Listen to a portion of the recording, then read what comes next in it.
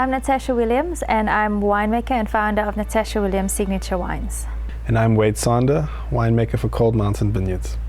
Me and Natasha have worked closely together for quite a while now, and we've always threatened to start something together, but have never, because we've had our own projects, we've never really had the urge or found something worthy enough for us to collaborate until we stumbled across a vineyard that really excited us for Lalela, and I think that's where it started.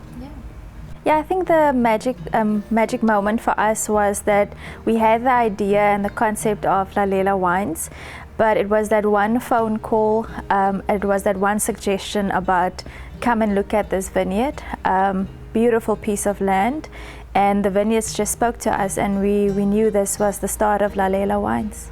Because our brands, our individual brands, focus a lot more on site-specific wines and dial a bit more into terroir, and we're making wines a bit about site.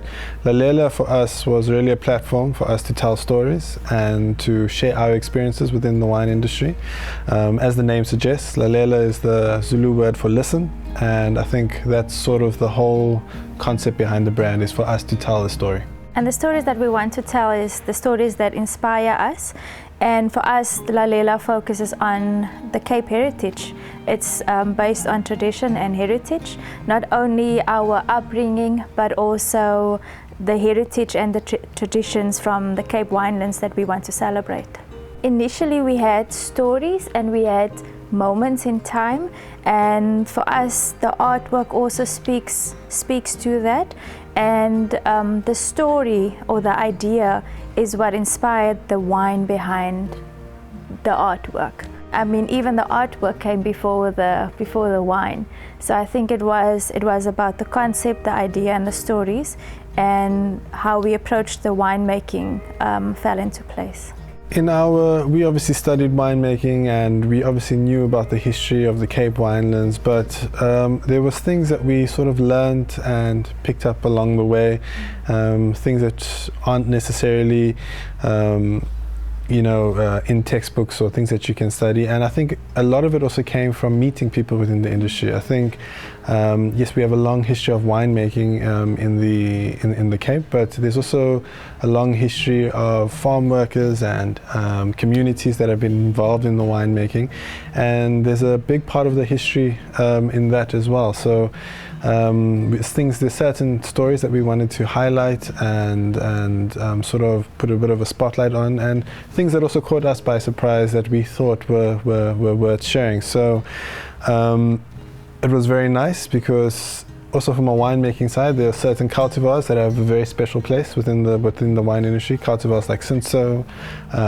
cultivars like that go into the Heritage Red, where there's a long history of these cultivars being made and not necessarily celebrated. So we also wanted to revive some of that history and just share a bit more about them. So I'll start off with the Chillable Red. I think like what Wade just mentioned, the fact that for us as winemakers, we've learned and experienced things over time, but for us, how Lalela came about was also about the people that came along the way. The people kind of formed the journey with us.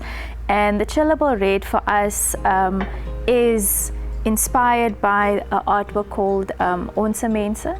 So it is for our people, and for me it is a representation of the people that came along the way that formed Lalela for us over time. And the wine is made for people to enjoy. It is for everyone to share a glass and to share stories along the way.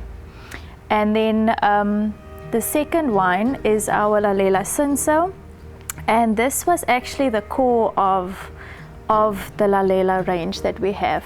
This is where the story started for us, and how we wanted to share more of the history and the heritage of the Cape winelands. I think what also ties into the story is that Cinsaut is a very special grape in the Cape. It was one of the first planted cultivars here, and I think almost 80 to 90% of our vineyard the South African vineyard at one stage was comprised of Cinsaut.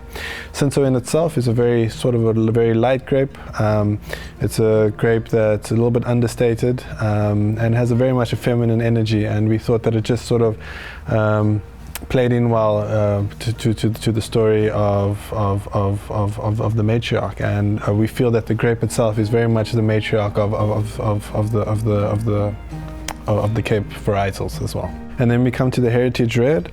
It's a story that I really love, and a lot of the reds, the very famous reds of the 60s and 70s, which is possibly the most sort of renowned or revered sort of era in South African, up until these days, of the South African wine history.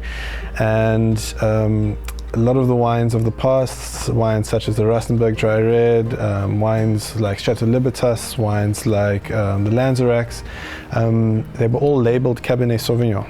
But what a lot of the old winemakers will tell you is that a lot of those wines had a good dollop of Cinsaut in them. And what was special about those wines is that they both aged incredibly well, and they were incredibly well long-lived, but they were also very, very high quality. And a lot of the new era of winemaking is looking back on those wines now and seeing what was the difference. And there was this play between Cabernet and Cinsaut. So with the Heritage Red, we wanted to sort of recreate the wines of the past as well. So the image that we have on the Heritage Red is a bit more of, I think for myself, is a play on the grandfather of the Cape. So it is a depiction of the Boer Cup, and where a lot of our roots also come from. The Lalela Cinsaut is actually the core of the Lalela story, and how it was founded, and the inspiration also behind the brand. And we actually say that it is inspired by what we refer to as the Cape matriarch, and it was it's paying tribute to a lady called Maya Angeler, and she was actually one of the first freed slaves to be granted a piece of land that actually, you know, grew vineyards and was made wine from. And for us that was quite special, and something that we wanted to share and pay tribute to. We will definitely always be making the wine. The idea behind this brand though is to scale it. In terms of not to make it a very commercial sort of brand, but we want to make a decent volume of this wine. So we understand that there might come a time where we're not making every single portion of the wine, but we will always have a very firm hold on where the grapes are coming from, the winemaking practices involved, and how the wines are executed. Lalela for us is about collaboration. It's about bringing people together, it's about bringing skills together, and to see how we can partner with people. Like I said, we are fortunate to have a very good relationship with the farm owner or the farm workers as well. And you know, we could also partner up and collaborate with winemakers in the future that can help us build some of these beautiful components and that share the vision with us. Collaboration is definitely the way of the future. I think we have to realize that not everyone can be a little island and make their own wine under their own family name and market it as such. I feel that we have to understand what we're good at, and we need to understand strengths in others, and the best way to leverage those strengths so that we can make something that's greater than the sum of its parts. You know, so I think we are maybe not reinventing the wheel, but are implementing it in a different way. I also think that we're in a very exciting time in the wine industry, and more so in the South African wine industry, where we are open to share ideas and concepts with one another. We are excited to collaborate with one another. So I think you know, the time is now to start working together and doing something interesting, and it's going to be exciting to see where it goes in the future. Natasha is very familiar with the area that the grapes are from. It's the area, Wellington's the area where she cut her teeth, so I think she understands the area and sort of how best to treat the fruit with that. I'm from a background where we want to really focus on portraying that within the cellar. So I think her understanding of place and site, and me more involved in sort of trying to communicate that into a finished product, is very much our execution currently. Natasha's obviously also a very skilled winemaker, so there's nothing that really gets past her palate either. So it's always a very nice and sometimes a healthy sort of conversation about components and how we're going to put the final wines together, but I think that always makes for a better wine. I also think that we've shared quite a bit of experience in the varietals that we put on the table as well. I've had my fair share of working with Cinsaut since 2015, and you've also specialized in a bit of Cabernet over time. So I think just our experience with the varietals and wine style definitely helped putting everything together.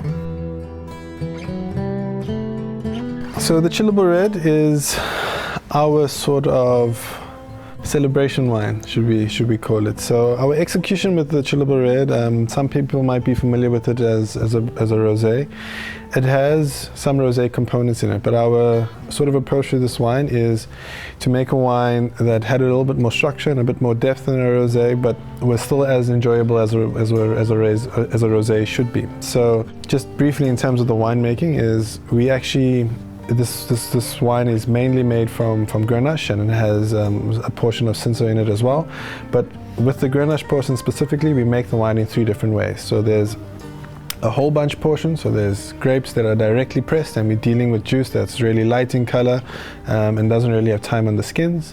We then have a rosé portion that has spent 25 hours on the skin, which hasn't really absorbed too many phenolics but has the color.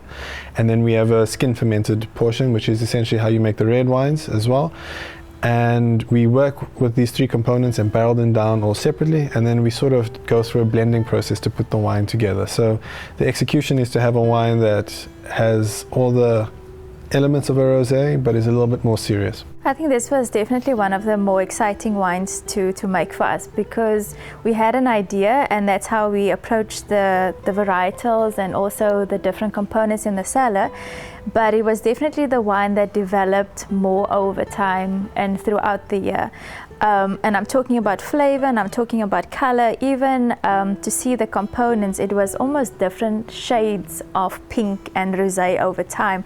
So for us to get to where we are in the glass was definitely a journey of blending and and having interesting conversations about this wine. So I mean, I think up front is definite floral notes. There's a lot of fruit, red fruit, strawberries. It's very attractive, and it's a wine that sort of brings you into the glass. It's expressive, and then I think once you've tasted the wine, you understand that it's not as playful as it might seem on the nose. There's a little bit of tannin, there's a little bit of texture to the wine, there's a little bit of structure, and it's a little bit more substantial, but not in a way that it's tiresome to drink. It's very easy drinking as still, but just has a little bit more interest than what maybe a traditional rosé would give you, and that's exactly what we sort of wanted to execute, and that's also why we call it a chillable red. It's a red that you can pop in the fridge and enjoy, and we always say best enjoyed in the company of others. To be honest, I don't think we've ever really discussed in terms of competitions. For us, it was always about the consumer, is who will like this wine, who will enjoy this wine. And I think it is someone that has appreciation for fine wine. It is someone that takes, that loves rosé, loves a light red, and kind of see this as being the intermediate to that. So I think for us it's always been about the consumer.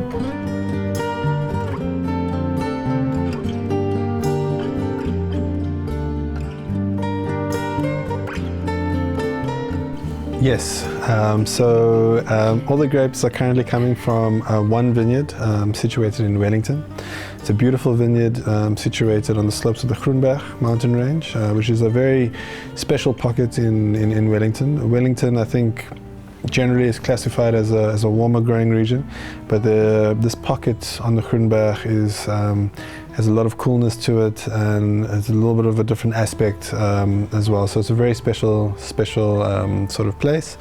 What we also sort of fell in love with this vineyard is that both the Grenache and the Cinsaut are bush vine vineyards, which I think suits that sort of area really well. And I think Cinsaut and Wellington, it just fits. One of the reasons we decided to make a 100% Cinsaut as well is to pay tribute to the fact that Cinsaut is actually the oldest red varietal currently in South Africa. So it was definitely one of the varietals that were planted back in the 1800s in big good quantities, but very small percentage of them still exist today. And for the past, I would say, past decade, we've only started seeing Cinsaut, the revival of Cinsaut. So it's very seldom to see a 100% Cinsaut. I think currently it's the vineyard, this oldest Cinsaut vineyard is standing in Wellington. It's more than 125 years old. So putting Cinsaut in Wellington in that location just made sense. And I think also what makes this vineyard so special is that it almost has like its own amphitheater. So it's this bush vines located in a pocket of mountains, and the mountains almost regulate the temperature and the microclimate that you find around these vineyards. You can stand in the vineyards and you can see how it would get morning sun and afternoon sun, but it would get an early sunfall as well. So the vineyards actually stay nice and cool over time. So I think it is just quite a special place. And like I said earlier, it spoke to us and definitely showed that the Cinsaut growing there definitely has a very interesting story to tell. As the name suggests, this area in Wellington has a lot more moisture. There's a much cooler microclimate within that region. It's situated sort of in a valley between two mountains, so there's always a bit of a cool breeze and a bit of a flow of air as well. And it's just within a warmer growing climate, offers a little bit of a different aspect and a different growing condition to what the rest of Wellington does bring. And yeah, very special place to grow vineyards. So I would also say it's definitely fruit forward. There's a beautiful bouquet of red fruit coming through. Even some, I would say, hibiscus floral notes as well. Soft, sour cherries coming through. And I think what I also love about Cinsaut is that it has the upfront fruit, but it also has this sort of background savouriness to it that sort of just makes, finishes the wine and gives it a little bit of a serious edge. One of the, I think, hallmarks of Cinsaut is that it's incredibly age-worthy. It's a cultivar, even though it lacks a bit of structure and a bit of tannin, ages incredibly well. And the wines can be very, very long-lived. So, it's definitely a wine that ages and develops in bottle. So it's exciting to see where this grape will go, or where this wine will go.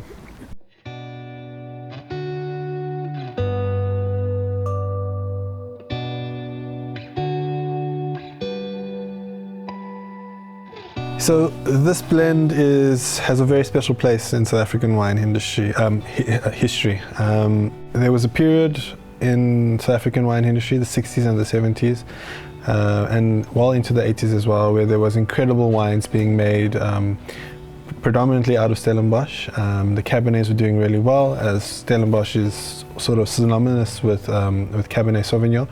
And these wines were incredibly well rated. They were known globally as very high quality. And even today, when you taste back, if you have the opportunity to taste these wines, they are really, really good quality and well aged. When you dig a bit more into the history of these wines, you'll find out that these wines were always labeled Cabernet, but there was a very good portion of Cinsaut in these blends. One of the winemakers that I worked for used to say that when they were throwing the kissies there, for every 2 crates of Cabernet, they used to throw a crate of Cinsaut, just to stretch the Cabernet. And I think they were doing it to stretch the Cabernet, but they were onto something and making some incredible wines. What turned out happening is that some of our most celebrated wines in South African wine industry were made from this blend. I've had the opportunity, and so has Natasha, to actually taste some of these wines back into the 70s and the 80s. And so for us, this is a very special blend in the South African context, and we wanted to sort of recreate this blend and sort of bring it back to life in our own way. As the brand is all about heritage and tradition, we felt that this really spoke strongly to South African wine tradition, and that's where the Heritage Red sort of was born. If you can make it to harvest, it's a very big grape. It almost looks, it's similar to Haneport of whites. It's a very big grape and it's lovely to eat, and has very thick skins. So that's where that sort of very light sort of texture comes from, and it grows incredibly well in South Africa. And it's a cultivar that's very sort of resistant. It takes the heat really well as well. So it's very suitable for South African conditions. Cabernet, of course, does really well here as well, especially in the warmer climes like Stellenbosch. So sort of, I think these two cultivars were always sort of on a good wicket in South Africa. Yeah, Cinsaut grows very well in South Africa. So we're having the Heritage Red, and I have to say that the Cabernet is showing off a bit today. So we're having a bit more of that green herbal notes coming through, but it's definitely complemented with some blackberries and more purple blue fruit. Quite nice and fresh. Yeah, and I mean, I'm also getting a little bit of that sort of pencil shaving, sort of tobacco spice from the Cabernet, but you have that hint of fruit that sort of is persistent the whole way through, both on the nose and on the palate. That comes definitely from the Cinsaut. And I think in terms of where you feel the Cinsaut today the most is in terms of the structure that just sort of softens the wine and makes it a bit more harmonious and it gives it a bit of elegance. I would say this wine is for a food lover. I think it's definitely a wine out of the range. It's a wine that deserves a plate of food next to it. Yeah, and someone that appreciates a bit more of a meatier, fuller bodied wine. Oxtail. I think this is a good combination for some oxtail, especially this winter. This year is quite exciting for Lalela. It's a year of many firsts for us, as a collaboration, as a new brand developing as well, releasing a range of wines as well. For us, what has been quite exciting is about finally putting a face to the wines, and we are quite fortunate to have found also the first home of Lalela, which will be in the US. So we're quite excited to send it off. But we kept a small portion for our local South African market, which we are quite excited to show. So it will be a small limited release locally. But we are also excited to release the 24 Lalela, the second vintage, later this year, which will be a range of 4 wines. The white wine will finally also become part of the range, which will be a Chenin and Semillon blend, also telling a bit more of the South African Cape Wineland heritage and history. Yeah, I think we're just excited to start finally tasting and showing people the wine. I mean, that's why we make the wine, is to share it with people. So I think that for us is what is new and coming. Yes, the wines are ready to sell. As Natasha mentioned, we will be releasing the wines a little bit later in the year in South Africa. We aim for around spring, but the wines will be available. We hope to share them. We've made wines here that are sort of unpretentious. We want these wines to be accessible. We want these wines to, for wine drinkers, for non-wine drinkers. These are really wines to, that sort of overcome those sort of boundaries, and there's a wine in this range for everyone, and I think that's sort of what Lalela is about. Oh my goodness. And you can see if you can tie it into a wine or something. Led Zeppelin.